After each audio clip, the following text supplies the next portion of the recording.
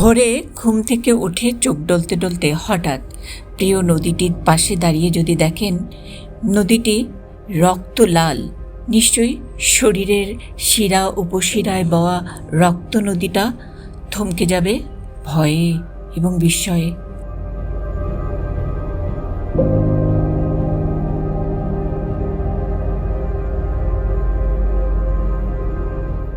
আর্জেন্টিনার আভেলানেদা শহরের অনেকেরই এবারের 6 ফেব্রুয়ারি সকালটা ছিল ঠিক এইরকম। রাজধানী বুয়েনোস আইরেস থেকে মাত্র 10 কিলোমিটার দূরের গ্রাম আভেলানেদা। এই গ্রামের বুক চিরেই সারান্দি নদী। আসলে এটাকে নদী না বলে খাল বলাই ভালো। নদীর মতো স্রোতস্বিনী নয়, যুগ যুগ ধরে প্রায় নিস্তরঙ্গ নীল জলই দেখে অভ্যস্ত শহরবাসীরা। কিন্তু কি হলো বৃহস্পতিবার রাতভর? কিভাবে আস্ত একটা নদী রক্ত লাল হয়ে গেল? সাথে তো তীব্র দুর্গন্ধ আছেই।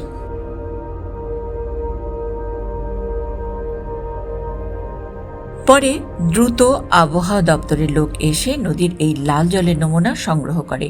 অবশ্য গত 30 বছর ধরে সারান্দির পাড়ে যারা বসবাস করছেন তাদের বুঝতে সময় লাগেনি যে এটা নদীর দুপাশে নির্বিচারে গড়ে ওঠা চামড়া আর টেক্সটাইল প্রক্রিয়াজাতের কারখানারই কাণ্ড কারখানা।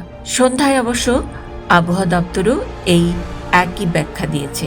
টেক্সটাইল আর চামড়া কারখানার কেমিক্যাল এসব রঞ্জক পদার্থ, এসব নদীতে মিশে লাল হয়ে উঠেছে নদীর জল।